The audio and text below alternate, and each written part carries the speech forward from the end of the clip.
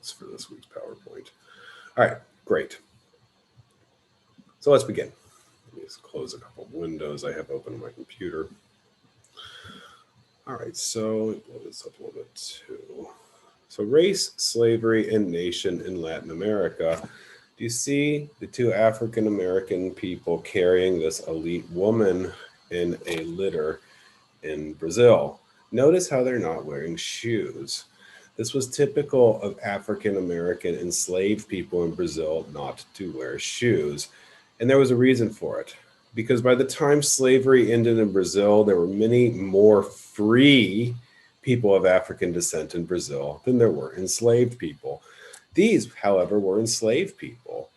How do we know? Because they were barefoot. That was the way that they differentiated themselves from the enslaved Black people. There were other ways as well.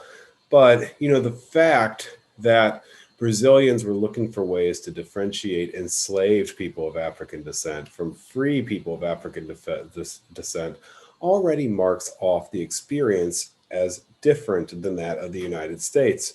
Because in the United States, there was very little coexistence of free Black people and enslaved Black people at the same time, because the vast majority of African descended people in the United States were enslaved. It's different in Brazil. It's different in a lot of Latin America, in fact. Going back historiographically, a sociologist named Frank Tannenbaum in the 1930s argued that the reason that there were more free Black people in Latin America than in the United States had to do with the Catholic tradition in Latin America versus the Protestant tradition in the United States. Be that what it may, there was a distinct difference between the way slavery was practiced in Latin America and the United States. And the most marked difference was that free Black people and enslaved Black people coexisted at the same time in Latin America. Of course, there were free Black people in the United States, but it was a very small group of people. The vast majority of Afro-descended people in Brazil, Cuba, other Latin American countries that continue to have slavery, or colonies of Spain or Portugal, for instance, Puerto Rico, which all continue to have slavery. What we see that's different here is that you have an increased free Black population. There's a number of reasons for this. First of all, in the United States, it was much more difficult to purchase enslaved African people because, the main sources of supply would prefer to go take the enslaved people to Brazil or Cuba because there was a much greater demand in those places. Remember that only a small percentage of people brought from Africa to the New World were brought to what is today the United States. Actually, 40% of them or so were brought to Brazil, and about 30% were brought to the Caribbean. So Brazil and Caribbean were much greater consumers of African labor. As a result, they had much more sturdy connections to the African slave trade, and they could more easily replace enslaved workers that they emancipated with newly captured, kidnapped African people brought to the New World. So in fact, Brazilian people were more likely to free African American enslaved people precisely because they could replace them cheaply with newly enslaved people brought into Brazil from Africa. The United States abolished the slave trade from Africa in 1808. Now, the United States did not abolish slavery until 1865, but they abolished the slave trade with Africa in 1808. And what that does is it dramatically increases the price for these chattel enslaved people that were being bought and sold on the market in the United States because there was no supply. So the price increased.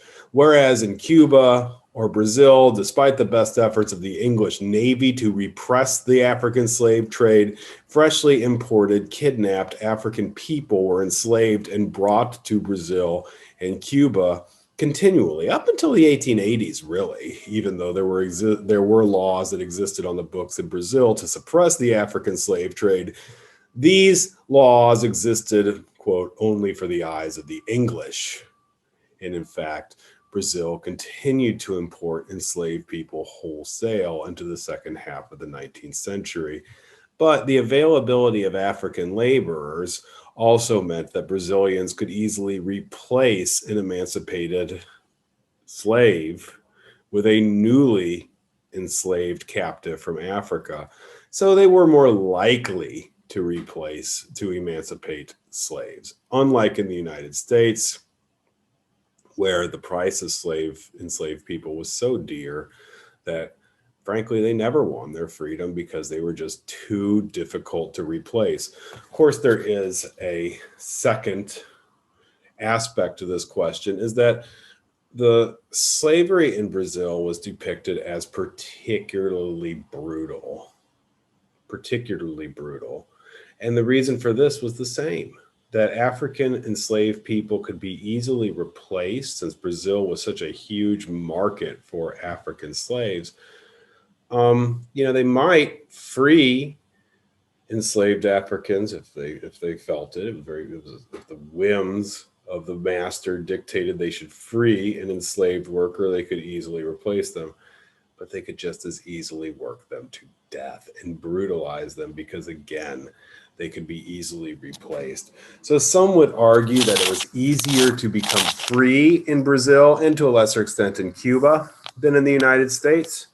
But at the same time, life was less precious in Brazil precisely because Brazilian masters could so easily replace their enslaved African workforce with newly imported enslaved people from Brazil that they, on some occasions, did, of course, brutalize and murder the African people that were in their charge.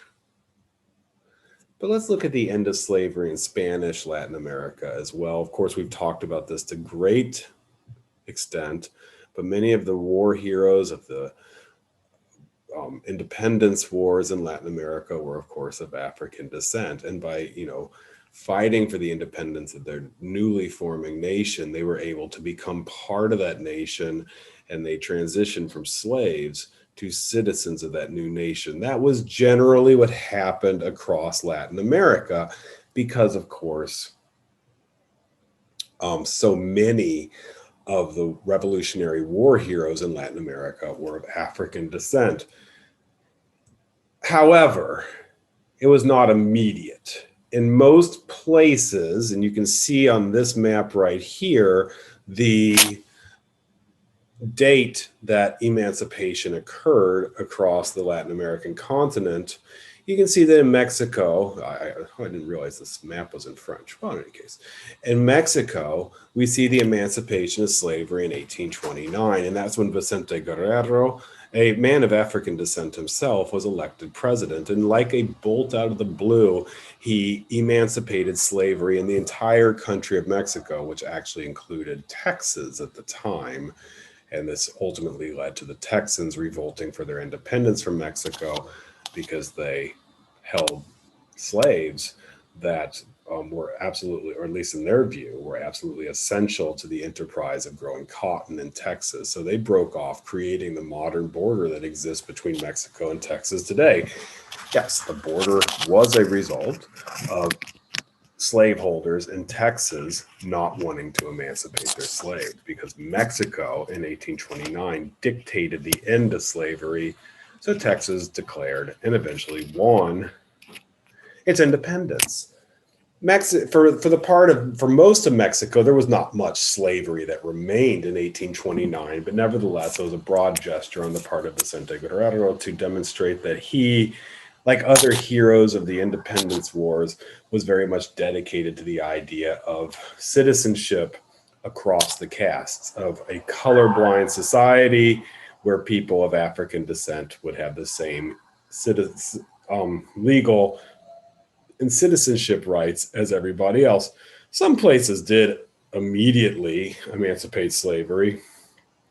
Guatemala, where slavery was not that important, to be honest. And actually, Guatemala would even bring back Indian tribute systems. So, when we look at the 1824 date here for the Central American Federation, which Central America was united at the end of the wars for independence, 1824 seems like it's early, but the fact that Native Americans, who made up the brunt of the population of this area, were put into slave-like conditions as they produce commodities in these areas makes the distinction between slavery and free labor not quite as significant as maybe we would hope. Chile emancipates fairly early, but if you look at the other ones, Argentina, Uruguay, Paraguay, Bolivia, oh no, Bolivia is early too, I'm sorry, but Peru, Ecuador, Colombia, Venezuela, it's fully 30 years after the end of slavery that these countries, I'm sorry, after independence, I meant to say, that these countries finally emancipate slavery. Why does it take them so long to do so? Well, it has to do with property rights, okay? One of the new, all these ideas that fueled the revolutions for independence, both in America and Haiti and in Spanish mainland Latin America, were fueled by the idea of individual rights. Okay, individual rights that could not be taken away from them, inalienable rights. But one of these inalienable rights, at least according to the revolutionaries in America and in Latin America, was property. And as much as most Latin American countries promoted a sort of color blindness that we are all, let's say, Colombians rather than Black or Native American or Creole. They wanted to subsume racial identity and national identity. And by the way, that's a big story in Latin American history. In fact, it took about 30 years for slavery to finally be emancipated, precisely because these new governments were very hesitant to take the quote unquote property of slaveholders away. So instead, they chose a gradualist approach to emancipating slavery, which involved two things. First of all, compensating the slaveholders, right? Slaveholders who held property and enslaved people. Most of these new countries, in order to avoid violating the property rights of newly independent citizens of Latin America, chose to tell them that they could keep the slaves that they had, but add no new slaves to their estate. Okay, well, what about people who were born of enslaved mothers? Wouldn't they also be enslaved? That was traditionally the course of slavery in Latin America. Well, most Latin American countries start to pass what are called free womb laws.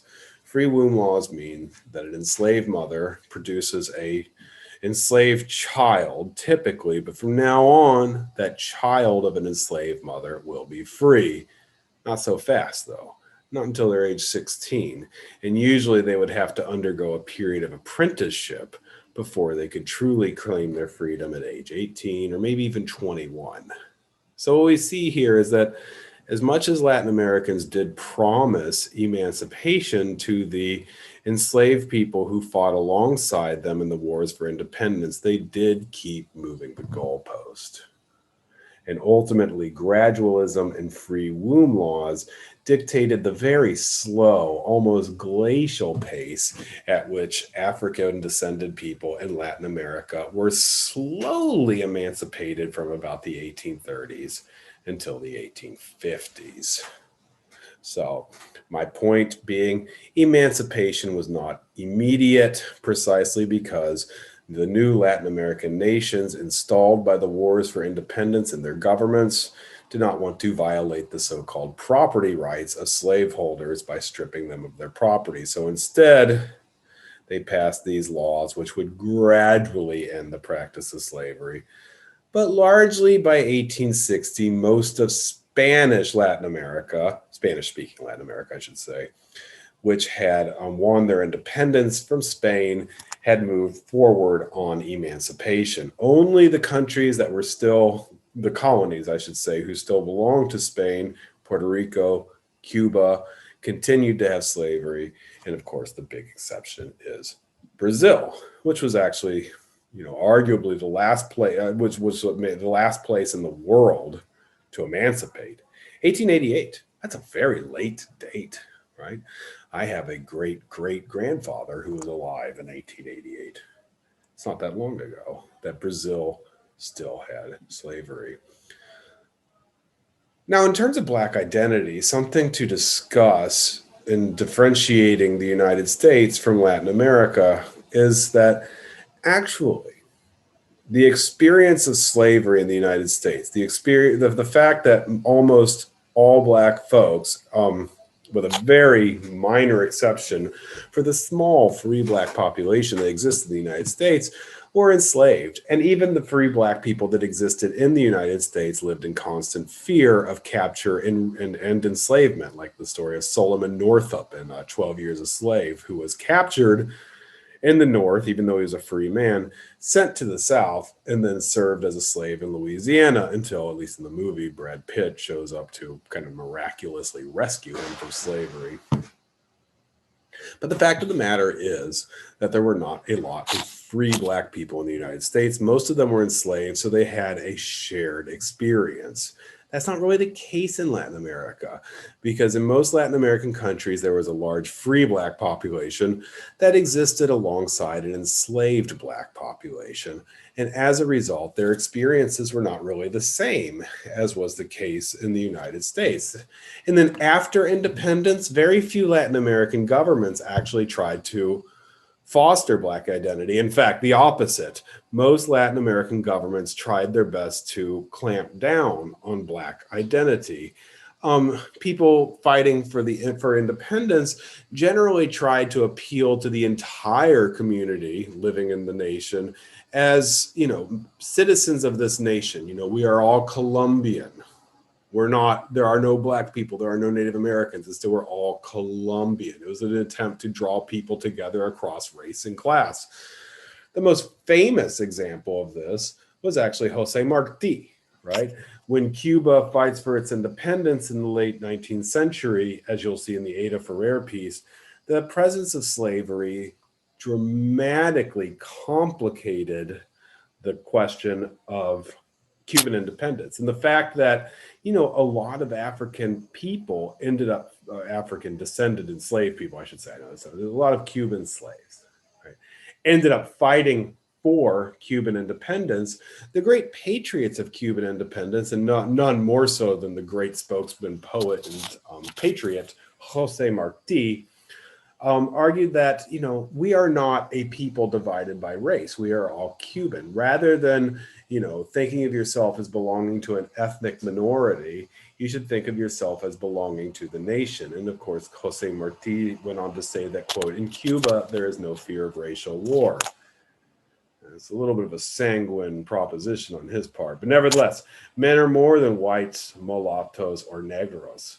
Cubans are, I have that twice. On the field of battle, dying for Cuba, the souls of whites and negros have risen together into the air. Of course, negro is the Spanish word for Black, so it's a little bit different. But in any case, what you see here is that Jose Marti is appealing to people to emphasize their shared Cubanness rather than be divided by race. It's a type of color blindness that does two things. First of all, promotes national identity over racial identity, but also has this sort of toxic effect of erasing the particular pasts that belong to people who were repressed or subordinated because of their ethnic identity. So what ends up happening is that once emancipation is achieved in Latin America, it became very difficult for ex-slaves to struggle for racial justice. If a Black Cuban were to say that he was not being treated properly, that he was not being treated fairly, because he was Black, the answer would be, you're not Black, you're Cuban, just like the rest of us. But that completely ignores the special history of Black people in Cuba, the systematic racism and enslavement that greatly diminished their life prospects and economic prospects, both before and after emancipation. In other words, it's not merely enough just to free everybody and say, okay, we're all equal now, because systematically people of African origin had been stripped of their property, rights, even ability to educate themselves for generations. So there's a yawning gap that exists in the potential achievement of people of African origin and people of European origin. And, I mean, in the United States, of course, we've overlooked this before as well, but I think that the one of the key lessons from Black Lives Matters is that systematic racism continues to affect people who are descended from enslaved ancestors, whether the people who are treated this way are racist or not. People who were disadvantaged because of their racial status historically are still feeling and living through the effects of that historical disenfranchisement, and in the case of Black people, enslavement. So it's not merely enough to say we are all equal now. You really need to address the systematic racism which put people of African descent at a distinct economic advantage when compared to their the white people who lived in the same country as they did, right? Since they were supposed to be citizens first, most countries did not like it when Black people thought of themselves as a race, or putting their race before they put their national identity. In Colombia and Cuba, which had particularly strong national identities, were repressive of race identities in this respect. In Cuba, for instance, after they won their independence, Black people tried to organize in a party called the Partido Independiente de Color, the Independent People of Color Party, and they were brutally repressed. There was actually even a law, the Moral Law, which was passed saying you're not allowed to organize in political parties based upon your ethnic or racial identity. And when Black people in Cuba who felt that they were underrepresented and that as a result of centuries of slavery, they had experienced systematic racism and were at an economic disadvantage. What ends up happening is that they organized. They organized together into a political party demanding access to the same resources as other Cubans had, and they were brutally repressed and murdered. So what ends up happening is that, at least until fairly recently, I mean, in Brazil, there's some efforts towards affirmative action now to address the systematic racism, which is disenfranchised and diminished the potential for people of African origin in the past. Henry Louis Gates talks a little bit about that in the Black in America episode on Brazil.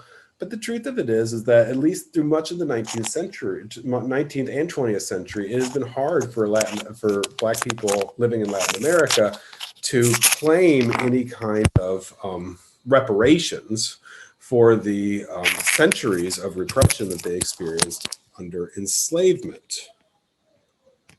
In the United States, on the other hand, Black identity is much stronger because after emancipation, Black people continued to be discriminated against as a class, treated as something other than citizens.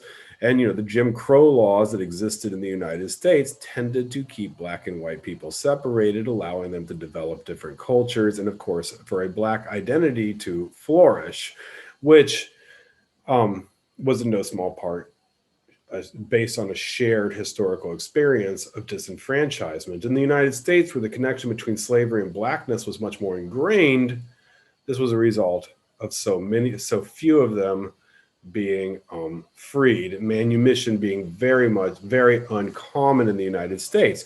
But in Cuba, in the 19th century, while slavery was probably at its height in Cuba, about 39% of the total population was free, right? That's a lot of free people. Whereas in the United States, look it up. In the United States, there are many less free people of color, and as a result, they were able to keep together, frankly. So Black identity flourishes in the United States, where it kind of had to be rediscovered in Latin America. Think, for instance, of one of the most popular ideas in Latin America in the 19th century was this idea of racial democracy, which originated in Brazil by the sociologist Gilberto Frere, who argued that, hey, all Brazilian people, we're all mixed up. We're all part black, we're all part white, we're all part European, we're all part Indian. So, we're all the same. Okay. Well, that's a nice idea. But the reality of it is that people of, African origin did have less political and economic capital accrued because of their years spent enslaved. So saying that, okay, now we're all the same, ignores and does nothing to address the hundreds of years of racism that resulted in the diminished economic capital that Black people had, both in the United States, but also in Latin America. In Brazil, by 1888, when the final emancipation was passed, nearly 75% of Black people were free, right? So the coexistence of large free populations and large enslaved populations amongst Black people in Latin America resulted in a less definitive and monolithic Black experience than existed in the United States. One quick exception before we move on to talk about Brazil and Cuba is Peru. Peru actually held on to slavery longer than anybody else because the coastal plantations around Lima used enslaved labor and only began to abolish slavery in the 1850s, thanks in no small part to the guano boom. And we'll talk about the guano boom next week, but Peru was able to commodify all this bird shit that seagulls had left on the Chincha Islands and sell it to Europe, who had very little nitrogen to put on their infertile soils. So guano barges full of bird droppings crossed the world over to Europe to try and to actually effectively reinvigorate the fields of Europe that had lost all of their nutrients. Peru made a lot of money from this. Most of it siphoned off by the foreign corporations that were actually owned the infrastructural improvements that Peru used to mine and ship this guano to Europe. Nevertheless, Peru, because they at last had, even though most of the money was being siphoned off to foreign interests, at least Peru had more money in the national treasury than they had had since independence. And what they do is that they try and use that money that they had been generated by the guano boom to modernize the country, to build bridges, to build roads, connecting Lima to the highlands, and to finally end slavery in Indian tribute labor, right? This is something that can finally happen in Peru because of the guano boom. At last, slavery can finally be abolished, and much of the money that was produced by the guano boom actually went to paying slaveholders in Peru the price of their chattel slaves to free them, right? So a lot of that money was transferred from the guano boom, not to the enslaved people who had no economic capital, but rather to their former masters to pay for their freedom. In any case, Peru, which did modernize through this guano boom, right? What ends up happening is that Peru does finally end slavery and Indian tribute labor, although as we'll see next week, the guano boom was a mixed blessing to say the least. But let's move on to Brazil. Brazil emerged from independence with all of its colonial institutions intact, including the monarchy. Of course, Brazil was the only Latin American country to continue to have a monarchy, and they also had slavery still. What happens in Brazil is it gains its independence with the stroke of a pen. Pedro I goes back to Portugal to reclaim the throne, leaving his infant son Pedro, here he is as a grown man. But while he is awaiting maturity, he's just a child when Pedro I leaves him behind, and Pedro II cannot rule Brazil until he reaches majority or maturity. Right. In the meanwhile, with no emperor uniting Brazil, as you can probably imagine, has happened in so much of Latin America when central authority eroded, it was taken over by caudillos who expressed regional interests. And there's many revolts, especially in the north of Brazil, which had traditionally been the wealthiest area of Brazil where they grew sugar. But slowly, sugar production had shifted, of course, to Haiti and then to Cuba afterwards. And the north of Brazil found itself increasingly impoverished. And in fact, one of the only things that northern Brazilian sugar manufacturers who were losing out to the expansion of sugar productivity in Haiti and in Cuba, what they hope to do is to sell their slaves to the south of Brazil. See, the south of Brazil, Rio de Janeiro and Sao Paulo, in this area, particularly the mountains that were not far and the hills that were not far from the coast, were the areas where they grew coffee. And they grew coffee with slave labor, of course. So the Northerners hoped to sell their enslaved laborers to the South, where there was much demand for enslaved labor, but at the same time, enslaved laborers kept being crossed across the Atlantic Ocean from Africa into Brazil, and the Brazilian slave population continued to grow. When Pedro II reaches majority age in 1840 and reclaims the throne, he again institutes a centralized authority that brings political stability to Brazil under the monarchy. And under the monarchy, these areas here in yellow where they were growing coffee here and down here a little bit of cattle too, it was using mostly enslaved labor, and it was incredibly profitable for Brazil, but also kind of backwards, right? Kind of backwards. You know, Brazil was becoming increasingly dependent upon slavery, right? Especially as they transitioned to the boom crop of coffee.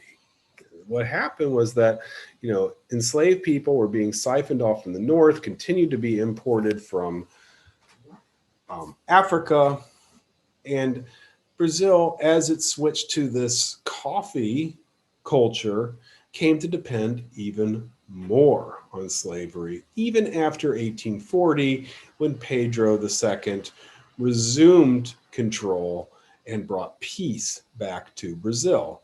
And then shortly thereafter, and after 1850, coffee really begins to flourish. What this does is it centralizes the central government, which was located in the center south near the major coffee growing areas. And it also allied local planter elites with the Emperor Pedro II. However, and we'll see this more next week or after spring break when we talk about the coming of progress and modernity to Brazil, by the end of the 19th century, both slavery and the monarchy, which both characterized Brazil, were seen as very old-fashioned. You know, Brazil wanted to modernize, and here we are in a country which continues to have slavery, you know, this kind of Stone Age system of labor organization, as well as a monarchy. Those who want to see Brazil progress and become more like Europe, you know, they think that Brazil needs to abolish slavery. Right? They need to abolish slavery because even though there were increasing numbers of freed slaves, or they were called libertos in Brazil, and I mean, they could even vote if they met property qualifications. And the truth is, unlike in the United States, non-whites could be found across the professions and faced no formal social prohibitions. But Brazil was still a pigmentocracy based on informal, if not formal, and legal discrimination. And at the same time, slavery as a labor system continued to absolutely flourish.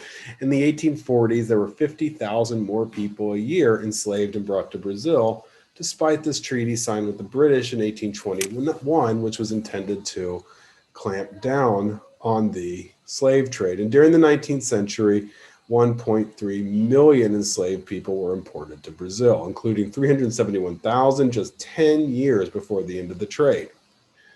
They had never achieved natural reproduction, and a serious labor shortage was created. And, you know, as we've already seen, slavery could be particularly brutal in Brazil. Nevertheless, there was a drift towards abolition outside of the main slaveholding areas. especially after the U.S. Civil War. Once the United States ended slavery in 1865, this did seem like the final death knell for slavery worldwide, and the anti-slavery movement grew, especially in the cities of Brazil, where people considered themselves modern, and they would like to see Brazil adopt a more modern industrial economy rather than relying upon, hands in the field producing coffee. Joaquim Nabuco was probably the most famous abolitionist in Brazilian history, wrote the tract O Abolicionismo, and he was genuinely anti-slavery. But, right, and here's where we're going to start dovetailing into the material, which we'll talk about after the spring break, about modernity. Most Europeans most Latin Americans who wanted to modernize their countries believed that the best way to transition to a modern economy was to emulate Europe.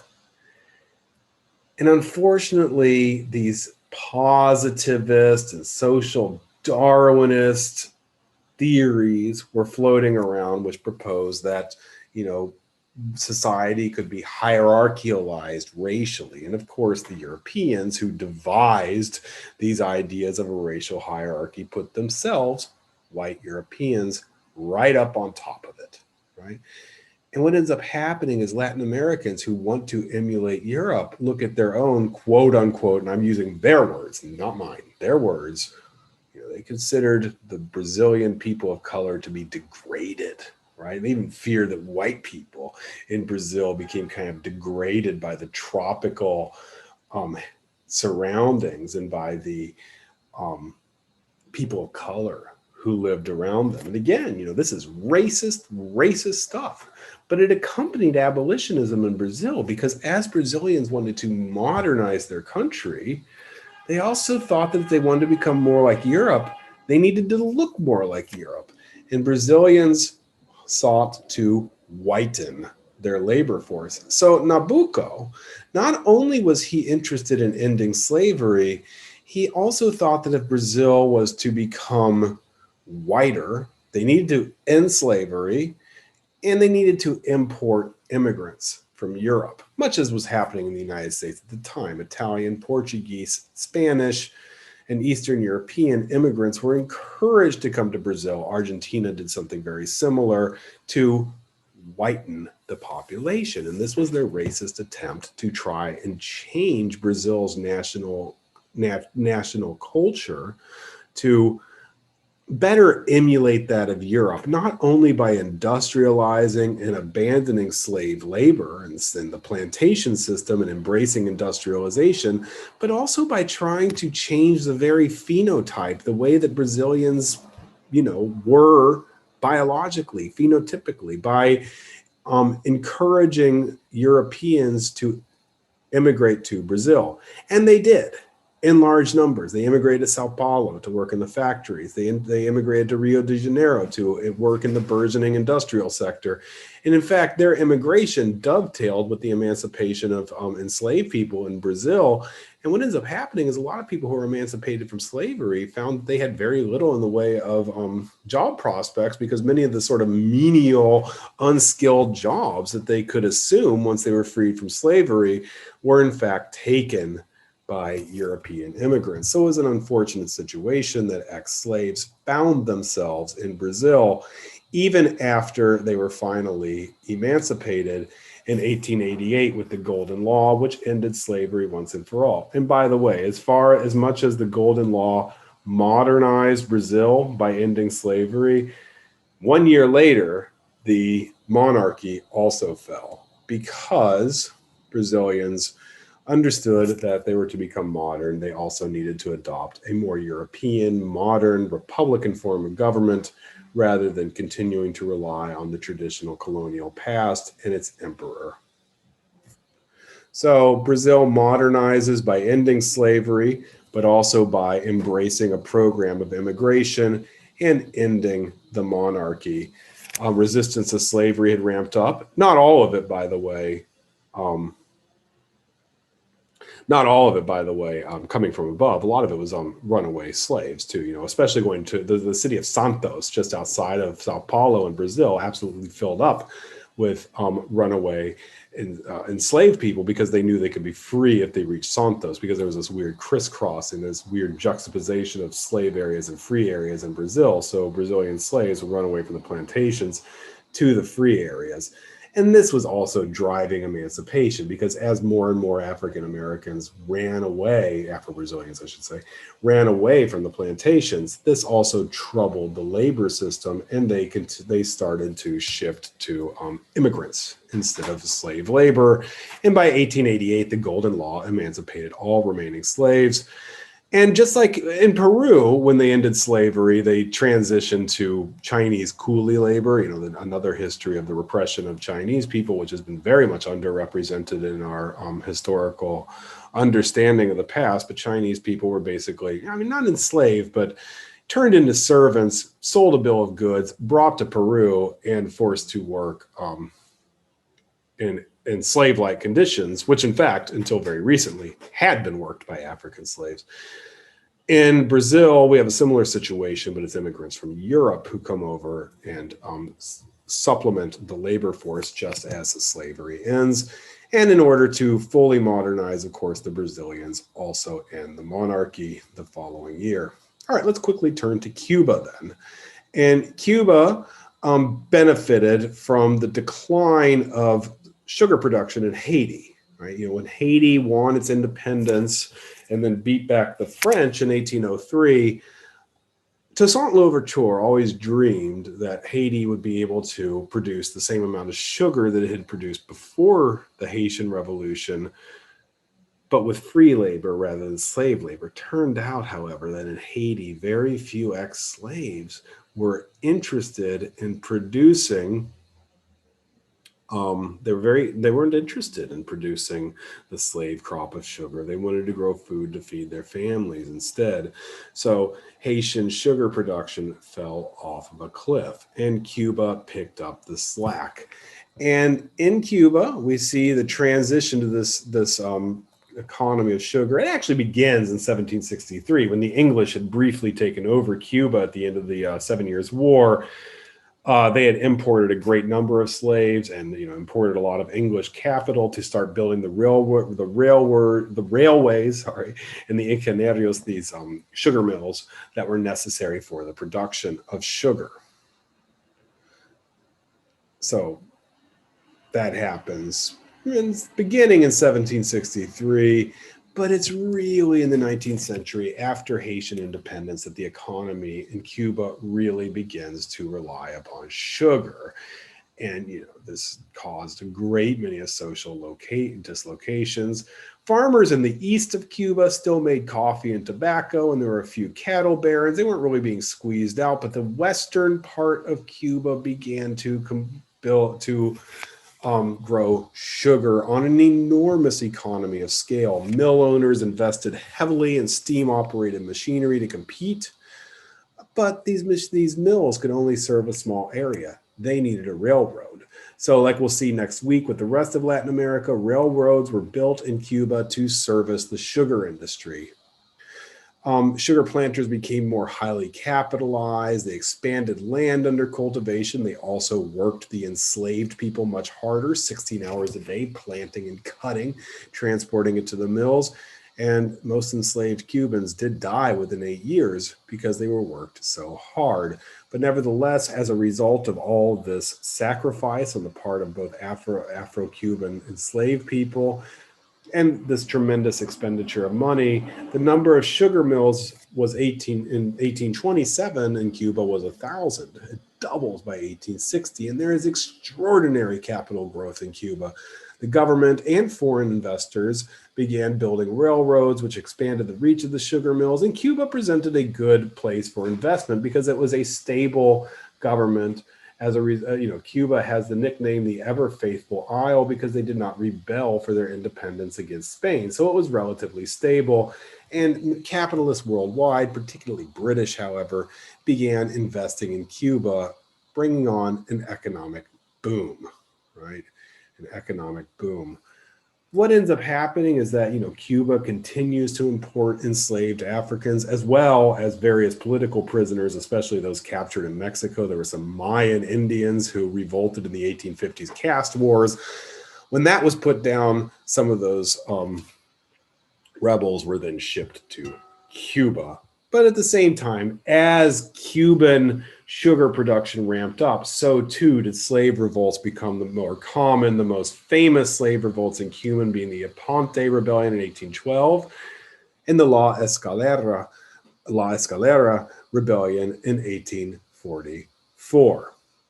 But just as we saw in Brazil, Brazilian people become more introspective. They want to become more modern. They want to become more productive.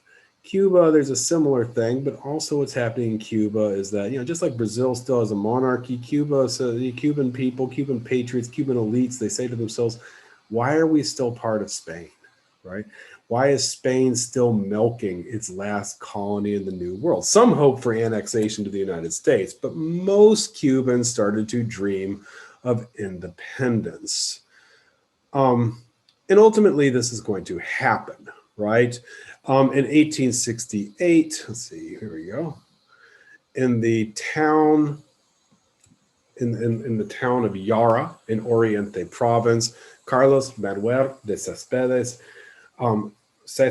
freed his slaves and launched Cuba's movement for independence. Cuba's not going to actually achieve its independence until the 1890s. So we have a 30-year war for independence that becomes increasingly consuming and ultimately involves both white Cubans, but black Cubans as well, fighting for their independence. The sentiment for independence was strongest in eastern Cuba, where there were less sugar plantations and where coffee ranching and food production still resisted the encroachment of sugar, but it spread to the West as well. It begins with the 10-year war. The 10-year war is fought against Spain to try and get independence. Ultimately, the Spanish are able to put it down in 1878, which is then followed by the Guerra Chiquita, which was actually mostly led by black officers fighting for the independence of Cuba.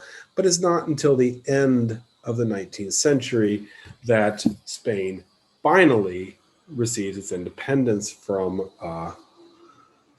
Spain. Cuba finally wins its independence from Spain. And in fact, in the meantime, because of all this war, just like we saw in the rest of Latin America, it happens much later in Cuba, but the fact that so many black people fought alongside the white patriots, in fact, some of the leaders, many of the leaders, especially during the Guerra Chiquita phase and afterwards, were black in Cuba. Cuba does end up emancipating slavery in 1886, 2 years prior to Brazil's final emancipation of slavery.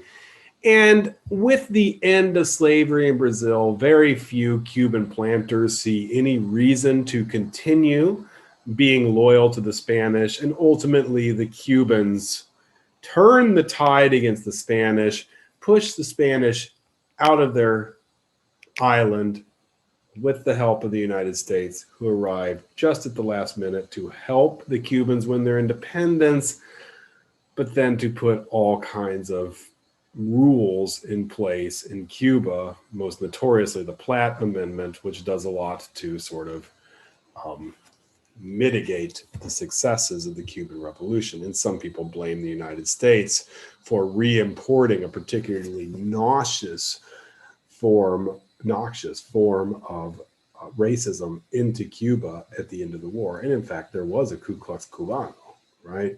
Which was a kind of one of the most notorious American imports into Cuba. But in any case, what we see here is that emancipation finally does come to even the last holdouts in Latin America, Brazil, Cuba, Puerto Rico. The reason that Brazil, Cuba, and Puerto Rico held on to slavery longer was because they were much more stable countries. They were still, in the case of Cuba and Puerto Rico, they were still colonies of the Spanish crown. Brazil, on the other hand, had a seamless transition to independence because the emperor declared the independence of Brazil. So neither Brazil, Cuba, or Puerto Rico experienced the immense social dislocations and conflict caused by wars for independence until much later. The same thing happens in Cuba. Once Cuba starts fighting for its independence in the second half of the 19th century, it causes such tremendous social dislocations and disruptions that eventually it ends up ending slavery as well. And just like in the rest of Latin America as well, in no small part due to the sorry, I keep going through this, due to the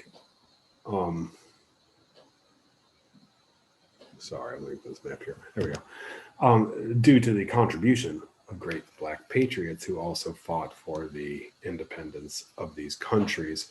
So we can think of the Brazil and Cuban, the end of slavery, as having to do with a couple of things. First of all, trying to become more modern. In Cuba, they were embarrassed that they were still part of the Spanish crown long after the rest of Latin America had won its independence. They wanted to become modern, and in order to do so, they needed to break away from the Spanish, but they couldn't really do so without destroying slavery on Cuba as well. Well, that was the price they paid. And ultimately, the end of colonial rule in Cuba also resulted in the end of slavery and a national myth in Cuba about how Black and European people had fought together for the independence of Cuba. And as a result, Cuban identity superseded any kind of ethnic or racial identity. But of course, what this did was to erase the special repressions and discriminations and dislocations and economic inequality that had characterized slavery, of course, and continued to haunt people of African origin after independence in Cuba as well. Similar thing happens in Brazil.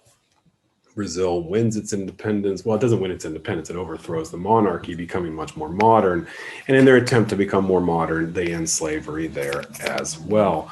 But just like we see in Cuba, it's very difficult for people of African origin to get ahead because, yes, they are free now, but they were freed with absolutely no access to capital, political or economic. And as a result, they continued to languish and to not do as well as other Brazilians. And ultimately, the idea that Brazil, with its racial democracy, or Cuba, with its Cubanidad, this idea that both of these countries, their national identity superseded any particular ethnic identity, made it very hard for people of African origin to redress historical wrongs and to try and get ahead in a way where they could share the wealth of the nation on an equal basis with the people who were descended from Europe. Okay, well, that's about all I have today. So I'm going to end the recording now and look forward to seeing you all next week or on YouTube.